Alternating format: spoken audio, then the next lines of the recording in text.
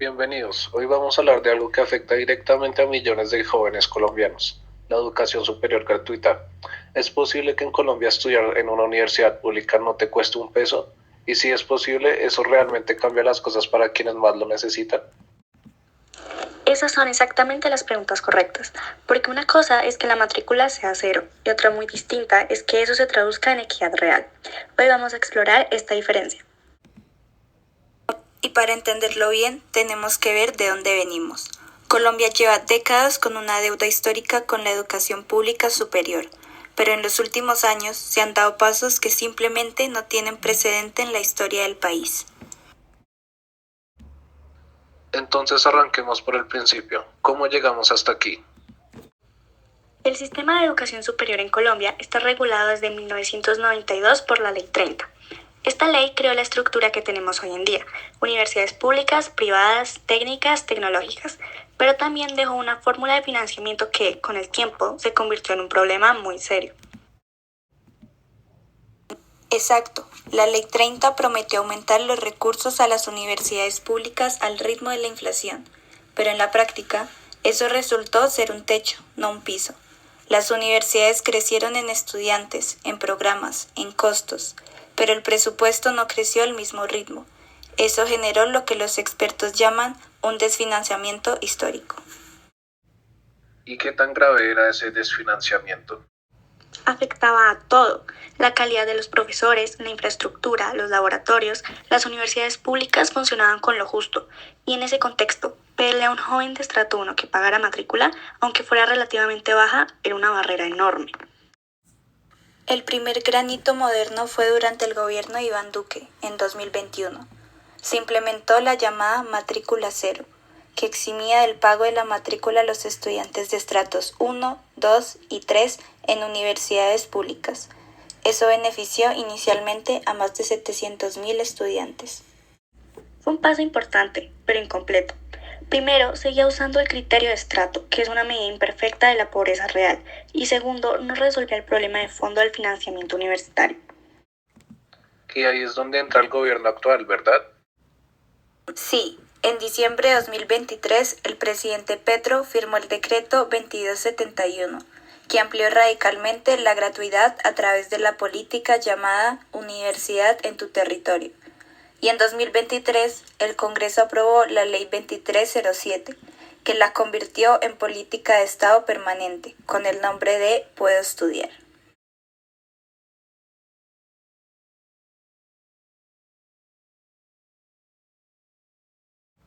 La política cubre lo que el ministerio llama la matrícula ordinaria neta, es decir, el costo base de inscribirse a un programa de pregrado en cualquiera de las 67 instituciones de educación superior públicas que tienen vinculación con el Ministerio de Educación. Eso incluye programas técnicos, tecnológicos y universitarios. ¿Y quién puede acceder? ¿Cualquier colombiano? Los requisitos son claros. Primero, estar matriculado en un programa de pregrado en una IES pública. Segundo, no tener ya un título universitario profesional. Y tercero, pertenecer a los grupos A, B o C del CISBEN cuarto, que es el sistema de focalización social que reemplazó el criterio de estrato. Eso marcó un cambio importante porque el CISBEN mide mejor las condiciones reales de pobreza. Y hay poblaciones que tienen prioridad especial, ¿no es así? Así es, la política prioriza a comunidades indígenas, rom, afrocolombianas, raizales y palenqueras, víctimas del conflicto armado, personas en condición de discapacidad, comunidades campesinas y personas privadas de la libertad. Es un enfoque de equidad diferencial muy importante. También es importante aclarar que la política eliminó barreras que antes existían. Por ejemplo, ya no hay límite de edad para acceder al beneficio y se abrió la posibilidad para extranjeros residentes en el país. Eso amplió el universo potencial de beneficiarios. ¿Y todo esto quién lo paga? El Gobierno Nacional. La Ley 2307 garantizó que los recursos sean permanentes y crezcan anualmente, saliendo del rubro de inversión para que no estén sujetos a recortes presupuestales de año en año. En 2025, el presupuesto consolidado del sector alcanzó los 12,7 billones de pesos.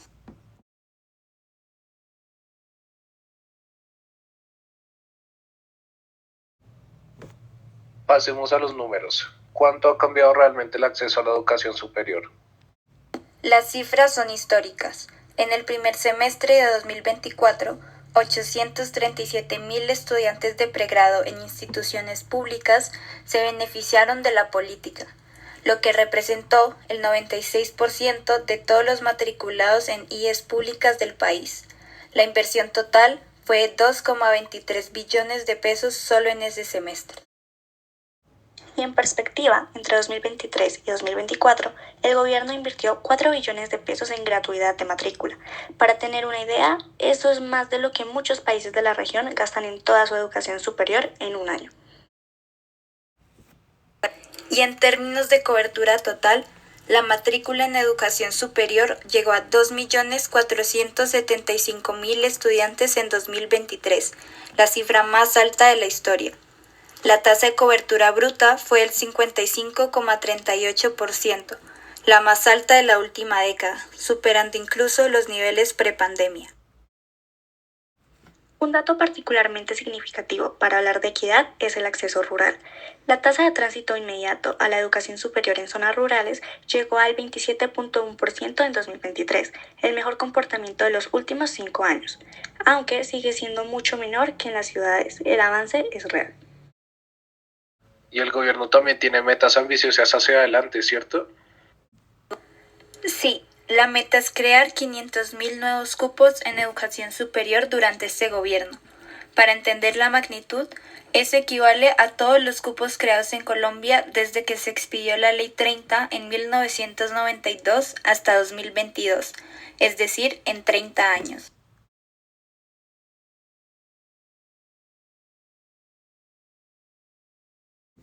Bien, ya tenemos el contexto y las cifras. Ahora la pregunta central. ¿Esta política está siendo efectiva para reducir la desigualdad? Sofía, ¿cuáles son los efectos concretos que ves? El primero y más directo es la eliminación de la barrera económica más visible, el costo de la matrícula.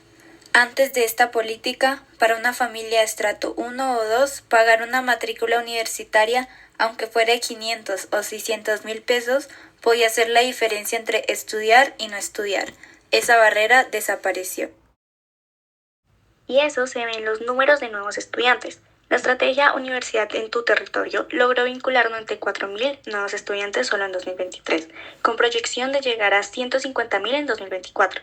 Esos jóvenes que probablemente no habrían accedido sin la política. También hay un efecto territorial muy importante. Gracias al componente Universidad en tu territorio, la educación superior llega por primera vez a municipios donde antes no había ninguna oferta. Eso es equidad territorial, no solo económica. ¿Y la movilidad social? ¿Hay evidencia de que esto está cambiando trayectorias de vida? Es temprano para tener datos de largo plazo, pero la lógica es clara. Un título universitario es el activo más poderoso para la movilidad social en Colombia. Una persona con educación superior gana en promedio más del doble que una sin ella. Multiplicar el acceso significa multiplicar estas oportunidades. Además, el uso del Sisbén cuarto como criterio de focalización fue un avance significativo respecto a los estratos. El Sisbén mide condiciones reales del hogar, ingresos, calidad de vivienda, activos. Es más preciso para identificar quién realmente necesita el subsidio. Y hay que resaltar el enfoque diferencial. Por primera vez en Colombia, una política de educación superior prioriza explícitamente a víctimas del conflicto, comunidades étnicas y personas con discapacidad. Eso no es poca cosa en un país con nuestra historia.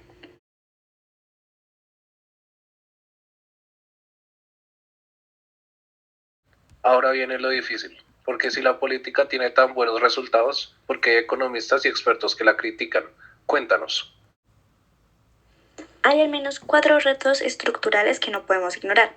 El primero es el riesgo de regresividad. Cuando la gratuidad se volvió universal para todos los estratos, los recursos que antes estaban concentrados en los más pobres ahora se reparten entre más gente. y hay un problema. En las universidades públicas, los estudiantes de estratos altos suelen tener mejores puntajes en las pruebas de estado, lo que les da ventaja en la admisión.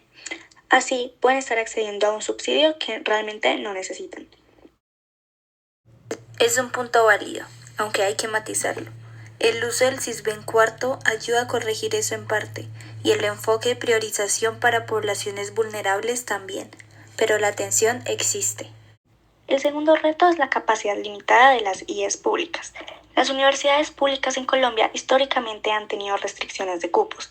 Se aumenta drásticamente la demanda, que es lo que busca la política, pero no aumentas proporcionalmente la infraestructura y los profesores, lo que terminas haciendo es concentrar más estudiantes en las mismas aulas, con el mismo número de docentes.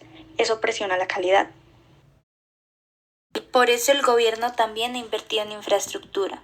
En 2023 se ejecutaron 669.000 millones de pesos en proyectos de espacios educativos en 29 territorios. No es suficiente, pero va en la dirección correcta. Y el tercer reto, La brecha empieza antes de la universidad. Este es quizás el más profundo de todos. Los estudiantes de colegios públicos, especialmente en zonas rurales, llegan a la educación superior con desventajas académicas enormes respecto a los colegios privados. Los resultados de las pruebas Saber 11 evidencian una brecha que se ha venido ampliando. Hacerles gratis la matrícula universitaria no cierra esta brecha si la calidad de la educación básica y media sigue siendo tan desigual.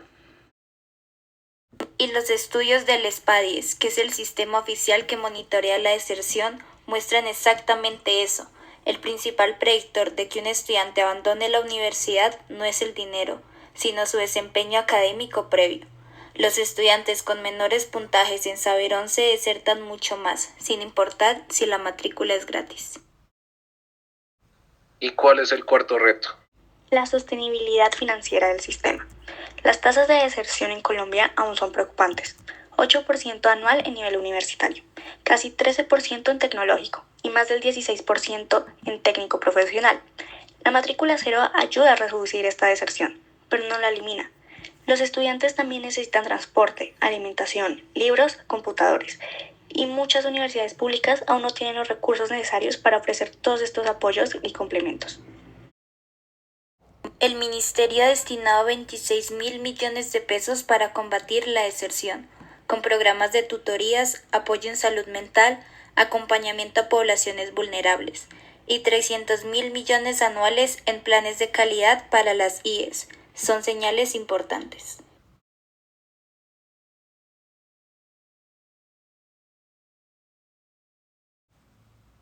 Llegamos al final. Hemos visto el contexto histórico, la política en detalle, los logros y los retos. La pregunta que le hago a cada uno: ¿la educación superior gratuita en Colombia es un paso real hacia la equidad o es más promesa que realidad?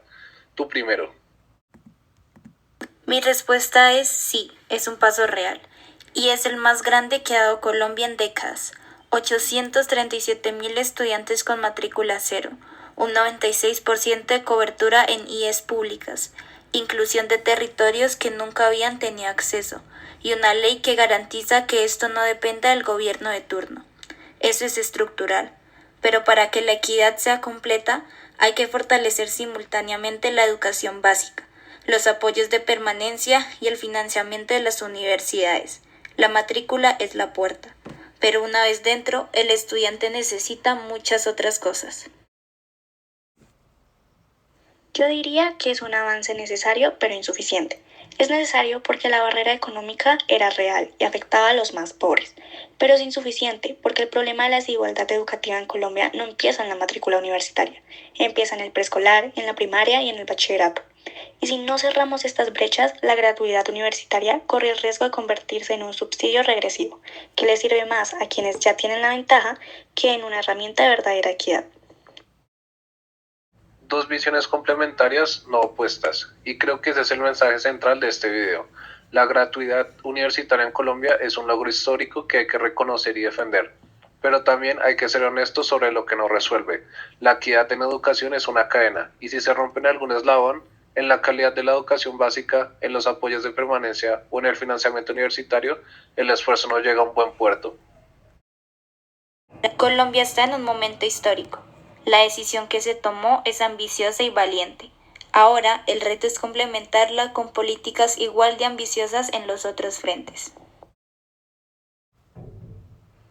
Y ese es el debate que los colombianos, como los estudiantes, los profesores, familias y tomadores de decisiones, tienen que seguir dando, porque la educación es demasiado importante para dejarla solo en manos de los gobiernos. Gracias a todos y gracias a ustedes por vernos. Si quieren profundizar en este tema, les dejamos las fuentes que consultamos para este video. Nos vemos en el próximo.